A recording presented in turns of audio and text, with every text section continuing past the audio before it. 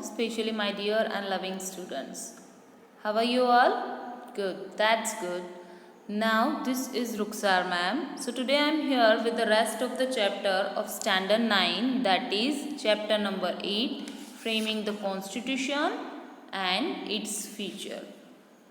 So, dear student, I hope that you all have watched my part 1, part 2 and part 3 video, because in that previously we have discussed what is constitution, what is the process of framing the constitution, and what is preamble, and three main pillars of preamble. And we also have discussed in my last part 3 video that some features of our Indian constitution.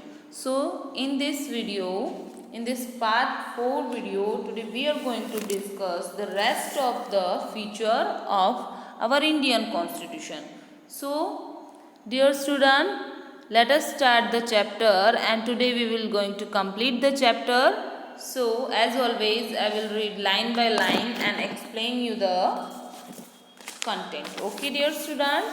So previously we were completed fifth feature, that is unified arrangement during crisis. Now let us see the sixth number, that is which one feature is available to you, that is parliamentary system. Okay dear students, India has a parliamentary system of governance. Now our India has which kind of system of governance? Parliamentary system. हमारे India का जो governance का system है वो parliamentary system है.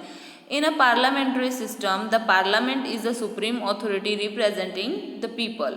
Now, अभी parliamentary जो system होता है उसमें पार्लियामेंट एक सुप्रीम अथॉरिटी होती है, वो लोगों को रिप्रेजेंट करती है. ठीक है, from the behalf of people, लोगों की तरफ से उन्हें रिप्रेजेंट करती है. ठीक है. The legislature at the union is the parliament. जो लेजिस्लेचर होता है यूनियन लेवल पर, सेंट्रल लेवल पर, उसे क्या कहते हैं? पार्लियामेंट कहते हैं. Okay, don't get confused. Central level, union level and national level, this three are equal. Okay, we can denote government like this three things: central, union and national. Okay, so the legislature at the union level is the parliament. जो legislature union level पर होता है उसे हम parliament कहते हैं. The parliament is bicameral, means it has to houses. हमारा जो पार्लियामेंट है वो बाइकैमरल है. उसका मतलब होता है उसके दो हाउस है, to houses, upper house and lower house. Which one? Upper house and lower house. ठीक है, हमारा जो पार्लियामेंट सिस्टम है वो बाइकैमरल है, मतलब उसके दो हाउस है. That is one is upper house, another is lower house. Upper house is called Rajya Sabha. Upper house को हम राज्यसभा के नाम से जानते हैं, और लोअर हाउस को we known it by Lok Sabha. Okay, upper house we called Rajya Sabha and lower house we known as Lok Sabha. Okay, though the government is carried on in the name of president at the union and the governor in the state. Now though the government, जो हमारी government है वो किसके name पर carry होती है? Eight the union level. जितना भी वर्क कैरी होता है, जो सारा वर्क डन होता है in the name of president, president के नेम के अंडर में कैरी होता है. और इन सेम वे स्टेट में किसके नेम के अंडर कैरी होता है? गवर्नर के. Okay, actual administration is carried by the council ministers headed by the prime minister at the union and the chief minister in the states. Okay, दो the government, हमारी जितनी भी government work है वो union level पर president के name के under में कैरी होता है, और एट स्टेट लेवल में गवर्नर के नेम के अंडर में कैरी होता है. बट लेकिन जो एक्चुअल एडमिनिस्ट्रेशन होता है, जो गवर्नेंस होता है पर्टिकुलर कंट्री और स्टेट का, वो काउंसिल मिनिस्टर्स के थ्रू होता है, जिनको कौन हेडेड करता है? Prime minister. At union level पर प्राइम मिनिस्टर हेड कर रहा होता है, और एट स्टेट लेवल पर चीफ मिनिस्टर हेडेड कर रहे होते हैं. ठीक है, काउंसिल मिनिस्टर्स को. The Council of Ministers is responsible to the legislature that comprises representative of people. Now जो काउंसिल मिनिस्टर होते हैं वो लेजिस्लेचर के रिस्पॉन्सिबल होते हैं, क्योंकि उसमें क्या होता है? लेजिस्लेचर में comprises representative of the people. जो लेजिस्लेचर होता है उसमें लोगों के रिप्रेजेंटेटिव होते हैं. ठीक है, जो लोगों को रिप्रेजेंट करते हैं. The president select 12 people who are expert and experienced from various fields for राज्य सभा. Now जो प्रेसिडेंट होता है यूनियन लेवल पर, ठीक है, वो सिलेक्ट करता है 12 मेंबर्स. किसके लिए? राज्यसभा के लिए, जो कैसे हो, बहुत एक्सपर्ट हो और एक्सपीरियंस हो, जिनको अलग अलग फील्ड की नॉलेज हो. ऐसे 12 पीपल्स को प्रेसिडेंट सिलेक्ट करता है for Rajya Sabha. Okay. Rajya Sabha is a permanent house in which 1/3 member retire every 2 years. The same number of member for the election. Now क्या है? राज्य सभा एक परमानेंट हाउस है जिसमें क्या होता है, उसके 1/3 मेंबर रिटायर एवरी 2 ईयर. उसके 1/3 मेंबर एवरी 2 ईयर रिटायर होते हैं. ठीक है. देन आफ्टर सेम मेंबर के लिए वापस इलेक्शन होता है. Okay dear students, each member has 6 year of tenure in Rajya Sabha. और इसीलिए राज्यसभा के हर मेंबर का जो टेन्योर होता है, राज्यसभा में रहने का टाइम पीरियड होता है, वो 6 ईयर का होता है. Okay dear student, the power of Rajya Sabha are less compared to the Lok Sabha, which is special, superior and decisive. Okay, as compared to Lok Sabha, अगर हम लोक सभा के साथ राज्यसभा को कंपेयर करते हैं तो राज्यसभा का पावर लेस है, कम है, एज कंपेरिजन टू लोकसभा. क्योंकि लोकसभा कैसी है? स्पेशल है, सुपीरियर और डिसिसिव है, यानी उसका डिसीजन में पावर है. ठीक है. Rajya Sabha can not be completely dissolve. Rajya Sabha कभी भी कम्प्लीटली डिसॉल्व नहीं होती है. ठीक है. Okay dear student, I hope you will understand 6 feature that is parliamentary system. Now let us see the next one feature that is number 7, independent and impartial judiciary. The Constitution has provided for the establishment of an independent and impartial judiciary. Constitution ने हमें क्या provide किया है, हमारे लिए क्या establish किया है? इंडिपेंडेंट और इम्पार्शियल जुडिशरी एस्टेब्लिश की है. मतलब जो टोटली अपने डिसीजन के लिए किसी पे भी डिपेंड नहीं है, ऐसी जुडिशरी हमें प्रोवाइड की है. और जो हमें कैसा जस्टिस प्रोवाइड करती है, कैसा डिसीजन प्रोवाइड करती है? इम्पार्शियल यानी निष्पक्ष, मतलब बिना भेदभाव वाला. ठीक है. There is supreme court at the top, then there are high courts at the states and under its jurisdiction are the district courts at district level and at taluka level there are local and special courts. Now हमारा जो jurisdiction है, Indian jurisdiction, उसका कुछ structure ऐसा है. There is supreme court, सबसे top level पर कौन सी कोर्ट है? Supreme court. और उसके अंडर में हाई कोर्ट है. ठीक है. At state level. Supreme court union level पर होती है. ठीक है. और उसके अंडर में हाई कोर्ट होती है जो स्टेट लेवल पर होती है. और हाई कोर्ट के जुरिडिक्शन में कौन कौन सी कोर्ट्स आती है? District court at district level पर आती है. एट द तालुका लेवल कौन सी आती है? तालुका कोर्ट्स आती है, जिसमें कौन कौन सी अलग अलग कोर्ट्स होती है? लोकल कोर्ट्स होती है, स्पेशल कोर्ट्स होते हैं. ठीक है. This is our Indian jurisdiction. The judgments of Supreme Court are binding to all the subordinate courts of the nation. Now जो जजमेंट सुप्रीम कोर्ट की होती है, सारे जितने भी अंदर कोर्ट्स है, जैसे high court, taluka court, district court, ये सारे कोर्ट्स को जो जजमेंट सुप्रीम कोर्ट प्रोवाइड करती है उसे मानना पड़ता है, क्योंकि वो सारे कोर्ट्स क्या है? सुप्रीम कोर्ट की जजमेंट को बाइंडिंग है. ठीक है. क्योंकि वो उसके सबऑर्डिनेट कोर्ट्स है. In case of conflict between the union and state government, matters relating to the constitution and interpretation of the status, the final decision is vested with the Supreme Court. Now, in case of conflict between the union and state government, union और state government के बीच में कुछ conflict किसी चीज़ को लेके matter हो जाता है, प्रॉब्लम हो जाती है. ठीक है. या फिर matter relating to the constitution and interpretation of the status. क्या होता है? Matters relating to constitution. Matters है, कोई प्रॉब्लम है जो कॉन्स्टिट्यूशन के रिलेटेड है, या फिर इंटरप्रिटेशन ऑफ स्टेटस. स्टेटस के इंटरप्रिटेशन में कुछ मिस्टेक हो जाती है, प्रॉब्लम हो जाती है, तो जो फाइनल डिसीजन होता है वो किसके पास होता है? सुप्रीम कोर्ट के पास ही होता है. ठीक है. The supreme court is the protector and guardian of the constitution. Now supreme court को क्या कहा गया है? Supreme court is the protector and guardian of the constitution. Constitution का प्रोटेक्टर और गार्डियन कौन है? Supreme court. Okay dear student, now next let us see 8th feature that is amendments in constitution. Amendments stands for changes. मतलब amendment का मतलब क्या होता है? changes. Okay, amendments in constitution. Compared to the other countries, constitution of India is dynamic. अगर हम दूसरी country का कॉन्स्टिट्यूशन हमारी कंट्री के साथ कंपेयर करेंगे तो हमारी कंट्री का जो कॉन्स्टिट्यूशन है, Indian constitution is a dynamic. वो डायनामिक है, सबसे अलग है. ठीक है. Constitution can be amended as and when required. Indian जो कॉन्स्टिट्यूशन है उसको हम अमेंड कर सकते हैं, उसमें चेंजेस कर सकते हैं जब ज़रूरत होती है तब. ठीक है. जब भी उसकी ज़रूरत पड़ती है तब. Constitutional provisions can be amended in 3 ways. Now constitutional provisions, constitution के इंटीरियर जो provisions दिए उनमें amendment किया जा सकता है in 3 ways, 3 तरीके से, जो आपको नीचे डिटेल में बताए गए. अब वो कौन से ways है? Let us see that. First one, amendments can be made by the simple majority of the member present and voting in the parliament. अगर हमें कुछ अमेंडमेंट करना है कोई प्रोविज़न में कॉन्स्टिट्यूशन के, तो हम simple majority of A member present, parliament में जितने मेंबर प्रेजेंट है उनकी सिंपल मेजोरिटी से वोट करवा कर, मतलब वोट करवाएंगे और सिंपल मेजोरिटी से उसमें चेंजेस कर सकते हैं. ठीक है.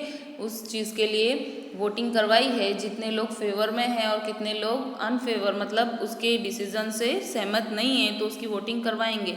तो सिंपल मेजोरिटी से हम अमेंडमेंट कर सकते हैं कॉन्स्टिट्यूशन में, पार्लियामेंट की. Okay. The second one, certain amendments require a special majority. लेकिन कुछ अमेंडमेंट्स ऐसे होते हैं जिसमें जो स्पेशल होते हैं और जिसमें स्पेशल मेजोरिटी की ज़रूरत पड़ती है. ठीक है. That is 2/3 majority of member present and voting. और उसके लिए कैसे, कितने मेंबर्स की मेजोरिटी की ज़रूरत पड़ती है? 2/3 majority of member present and voting. Parliament में प्रेजेंट है 2/3 मेंबर की मेजोरिटी की ज़रूरत पड़ती है. ठीक है. The third one and last one, concerning the union state relation, the special majority that is 2/3 and the concurrence not less than 50% of the state legislature is required. और third हम किस तरह से अमेंडमेंट कर सकते हैं कॉन्स्टिट्यूशन में? देखो, conquering the union state relation, union state relation का कॉन्करिंग रिलेशन देखते हुए the special majority that is, special majority कितनी होनी चाहिए? 2/3 and the concurrence not less, मतलब जो स्टेट्स है उसका कॉन्करेंस यानी उसकी हाँ होना ज़रूरी है. और वो कितनी होनी चाहिए? नॉट लेस देन 50%, 50% से कम नहीं होनी चाहिए. State legislature is required, state legislature की परमिशन चाहिए होती है. ठीक है.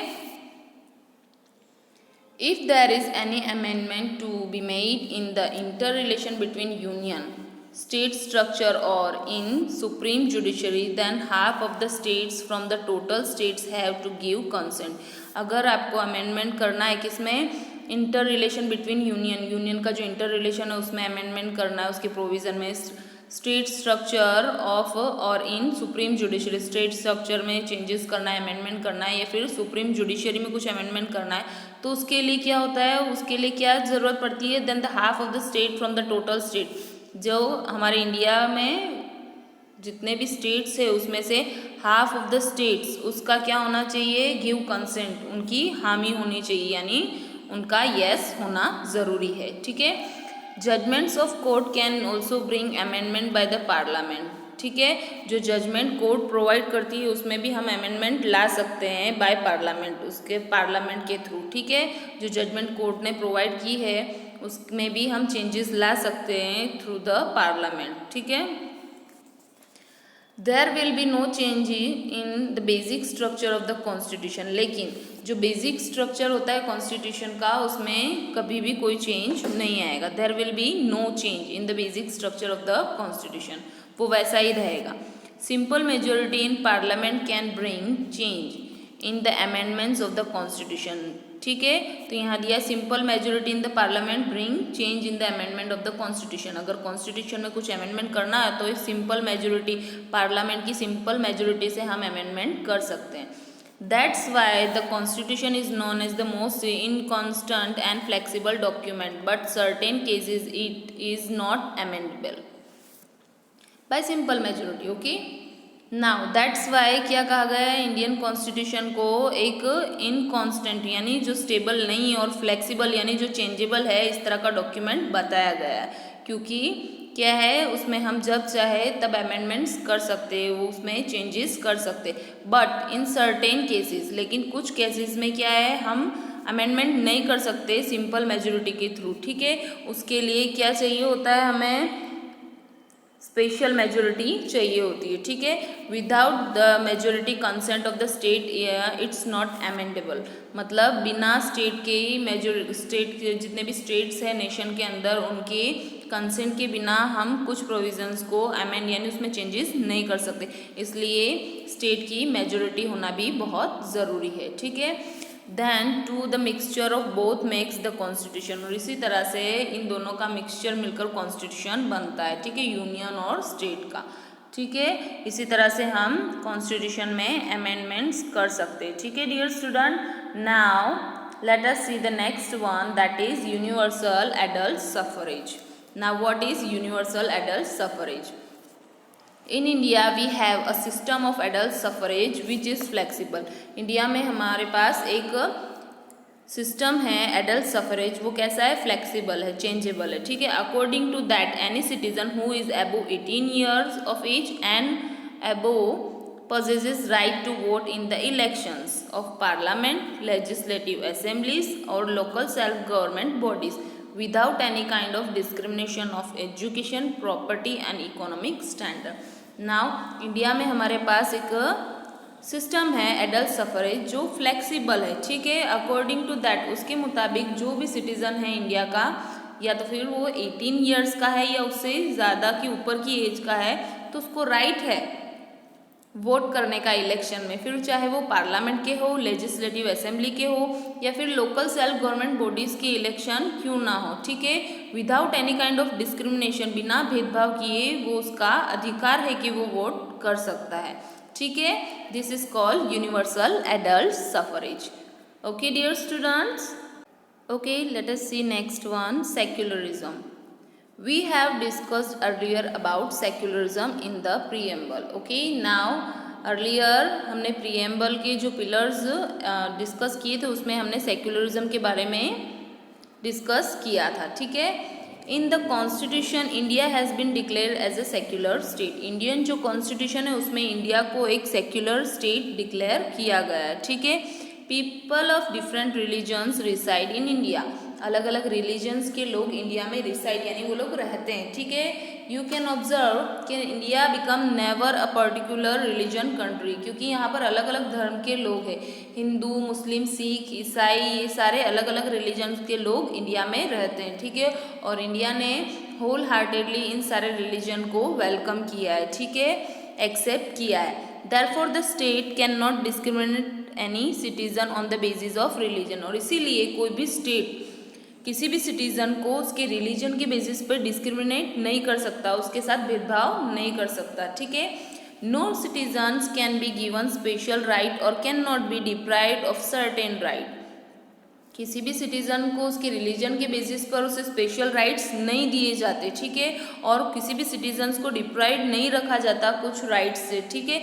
सभी को समान अधिकार, सभी को सिमिलर राइट्स प्रोवाइड किए जाते हैं, ठीक है। The state has to absolute impartial and neutral in respect of the religion, और हर स्टेट को absolute impartial यानी impartial होना ज़रूरी है और न्यूट्रल होना चाहिए, समान रूल्स होने चाहिए सभी रिलीजन के लोगों के लिए, ठीक है। ना तो किसी के साथ स्पेशल ट्रीटमेंट होना चाहिए अकॉर्डिंग टू द रिलीजन, और ना किसी के साथ इम्पार्शियल मतभेद करना चाहिए या फिर उसके साथ भेदभाव करना चाहिए on the basis of his और हर रिलीजन। इसीलिए स्टेट को कैसा होना चाहिए, एब्सोल्यूट इम्पार्शियल एंड न्यूट्रल, कौन से चीज़ को लेकर, रिलीजन को लेकर, ठीक है dear students. So next, only secular state can offer proper और equal treatment toward all citizen. Only अगर कोई स्टेट पूरी तरह से सेक्युलर होगा तो ही वो अपने सिटीजन्स को प्रॉपर और इक्वल ट्रीटमेंट प्रोवाइड कर पाएगा उसके सिटीजन्स को, ठीक है।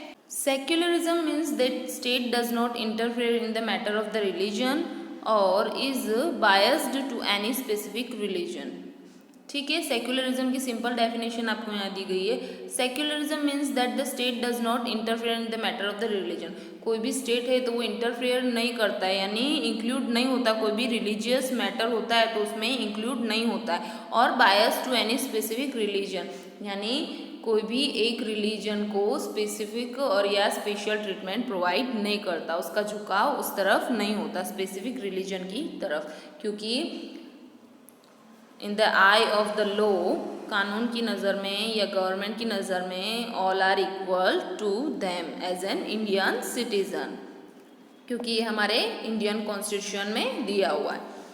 The state has to be secular and indifferent. State को कैसा होना चाहिए? सेक्युलर होना चाहिए और इनडिफरेंट होना चाहिए, ठीक है। Followers of every religions are free to follow and practice their religion of choice, और follower of every religion यानी हर religion के जितने भी followers है, चाहे वो हिंदू रिलीजन का फॉलोअर हो या बुद्ध रिलीजन का फॉलोअर हो, वो लोग फ्री है। क्या है? They are free to follow and practise their religion of choice. उनको ये हक है, ये राइट है कि वो अपने रिलीजन को फॉलो करें, उसकी प्रैक्टिस करें इंडिया में रहकर और उसे प्रोपोगेट करें, ठीक है। Next the 11th feature that is judicial review. Okay dear student, let us see what is judicial review. Judicial review is the chief characteristic of the constitution. Now हमारे Indian constitution की chief characteristic है judicial review. Judicial review administer the working of the union and the state within the jurisdiction. Now judicial review क्या करता है? वो administer करता है the working of union government as well as state government का within the jurisdiction, यानी उनको जो पावर्स दिए गए, जो अधिकार दिए गए, उसकी लिमिटेशन में रहकर वर्क करने का काम प्रोवाइड करता है। किसको? यूनियन गवर्नमेंट और स्टेट गवर्नमेंट को, ठीक है। Without disrespecting the power of the parliament, the constitution had made an effort to harmonize the principle of the judicial review, ठीक है। Without disrespecting the power of parliament, parliament के power को disrespect किए बिना हमारे कॉन्स्टिट्यूशन ने एक effort की है कि जुडिशियल रिव्यू के प्रिंसिपल मेंटेन रहे, यानी वो फॉलो होते रहे through the union government and state government, मतलब हमारे पार्लियामेंट के थ्रू, ठीक है। Parliamentary amendments, external orders, ordinances and judicial judgments are given for the judicial review. Now, parliamentary amendments या external orders या ordinances and judicial judgments are given for the judicial review. Judicial reviews के लिए दी जाते हैं, ठीक है। ये सारी चीज़ें प्रोवाइड की जाती है। पार्लियामेंट्री अमेंडमेंट्स प्रोवाइड की जाती है, एक्सटर्नल ऑर्डर्स प्रोवाइड किए जाते हैं, ऑर्डिनेंसेस एंड जुडिशियल जजमेंट्स भी प्रोवाइड की जाती है फॉर द जुडिशियल रिव्यू के लिए, जुडिशियल रिव्यू के लिए। Okay dear students, if the court finds any discrepancy in the external orders, ordinances or judicial judgments, it can stop them by declaring them unconstitutional. Now dear student, अगर court को ऐसा लगता है कि कुछ भी इनडिस्क्रिपेंसी यानी कुछ भी मिसयूज़ हो रहा है या फिर कुछ गलत हो रहा है एक्सटर्नल ऑर्डर्स में या ऑर्डिनेंसेस में या जुडिशियल जजमेंट में, तो कोर्ट के पास ये ऑर्डर है, ये पावर है कि वो उस चीज़ को क्या कर सकती है? स्टॉप कर सकती है बाय डिक्लेयरिंग दैम। उन चीज़ों को कैसा डिक्लेयर करके? अनकॉन्स्टिट्यूशनल है, कि वो अनकॉन्स्टिट्यूशनल है, कॉन्स्टिट्यूशन के मुताबिक नहीं है, ठीक है। तो कोर्ट उन सारी चीज़ों को स्टॉप कर सकती है। Okay dear student, now let us see next feature that is fundamental rights and duties. Now fundamental rights are conferred to the people of the India by the constitution to live a dignified life। मतलब fundamental rights किसके through हमें मिले हैं? As an Indian citizen हमारे constitution ने हमारे लिए fundamental rights provide किए हैं ताकि हम यहाँ पर इस नेशन में एक इज्जतदार life spend, dignified life spend कर सके, रिस्पेक्ट वाली life. Okay, The most valuable capital of our country is the overall development of nation, which further lies in the fundamental duties and rights। हमारी country का सबसे most valuable important capital कौन सा है? कि ओवरऑल डेवलपमेंट हो, हमारे nation का ओवरऑल डेवलपमेंट हो। और वो ओवरऑल डेवलपमेंट किस में छुपा है? हमारी फंडामेंटल ड्यूटीज़ और राइट्स में। जब हमारी फंडामेंटल राइट्स और ड्यूटीज़ का हमें एहसास होगा, जिम्मेदारी का एहसास होगा, तभी हमारे नेशन का ओवरऑल डेवलपमेंट होगा, ठीक है। right to constitutional remedies, and for the children 6 to 14 years of the age right to educate are also made available. हमारे कॉन्स्टिट्यूशन की वजह से हमें ये सारे राइट्स भी मिले हैं, राइट टू कॉन्स्टिट्यूशनल रेमेडीज और फिर educate the children under the age of 6 to 14 years, उनका राइट है कि वो लोग पढ़े, एजुकेट हो। ठीक है, हमें कॉन्स्टिट्यूशन ने हमें ये राइट भी प्रोवाइड किया है। ठीक है, so next principle, directive principle of state policy, that is another feature of our Indian constitution. So let us see, protection of the people, security and welfare should be carried out by the states. Now protection of the people, जो लोग हैं Indian citizens है, protection of the people, उनका protection, उनकी security, उनकी welfare, ये सारी चीज़ें किसके थ्रू कैरिड आउट होती है? Through a state, carried by a state. State देख रेख रखता है इन सारी चीज़ों का। These principles provide direction for the state governance and policy making, so they are called as directive principles.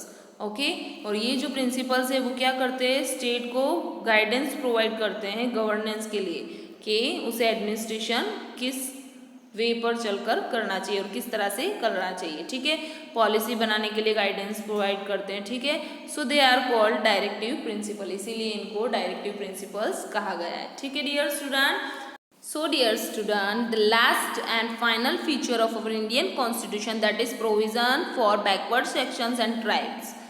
To uplift and include backward sections and tribes and deprived class in the mainstream, there are specific provision in the Indian constitution. ठीक है, जो backward class है, backward sections है या फिर deprived classes है, उन्हें main stream में लाने के लिए, उन्हें अपलिफ्ट करने के लिए हमारे कॉन्स्टिट्यूशन में कुछ स्पेसिफिक प्रोविजंस दिए गए हैं। ठीक है, reserve seats are allotted in legislature and local self governing bodies election to provide representation.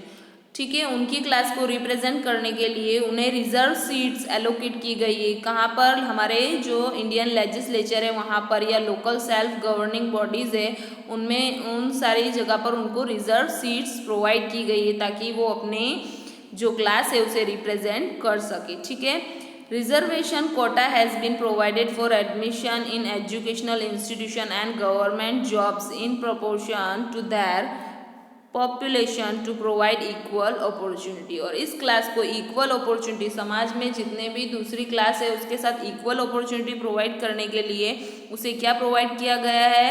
उसे रिजर्वेशन कोटा दिया गया है। एडमिशन इन एजुकेशनल इंस्टीट्यूशन, जितनी भी एजुकेशनल इंस्टीट्यूशन है उसमें एडमिशन के लिए रिजर्व कोटास प्रोवाइड किया गया है, या फिर गवर्नमेंट जॉब्स में रिजर्व कोटा प्रोवाइड किया गया है in proportion to their population, उनकी जितनी पॉपुलेशन है उसके प्रोपोर्शन में उन्हें रिजर्व कोटा प्रोवाइड किया गया है ताकि समाज की दूसरी जो क्लास है उसके साथ उन्हें इक्वल अपॉर्चुनिटी मिले हर चीज़ की। ठीक है, childrens of backward sections and tribes are given scholarship. जो बैकवर्ड क्लास के और बैकवर्ड सेक्शंस के ट्राइब के जो बच्चे होते हैं उन्हें स्कॉलरशिप दी जाती है, बेसिक एमिनिटीज़ प्रोवाइड की जाती है। ठीक है, वेवर्ड फीस यानी उनकी फ़ीस माफ़ कर दी जाती है, which came under optimistic policies and shielding policies. ये सारी चीज़ें किस में आती है? ऑप्टिमिस्टिक पॉलिसी में आती है और शील्डिंग पॉलिसीज़ में आती है as per provision in the constitution, हमारे कॉन्स्टिट्यूशन के प्रोविज़न के मुताबिक। ठीक है, so this is the last feature of our Indian constitution. So here we have completed our chapter number 8, which is from civics. I hope dear student my explanation is enough to understand the chapter.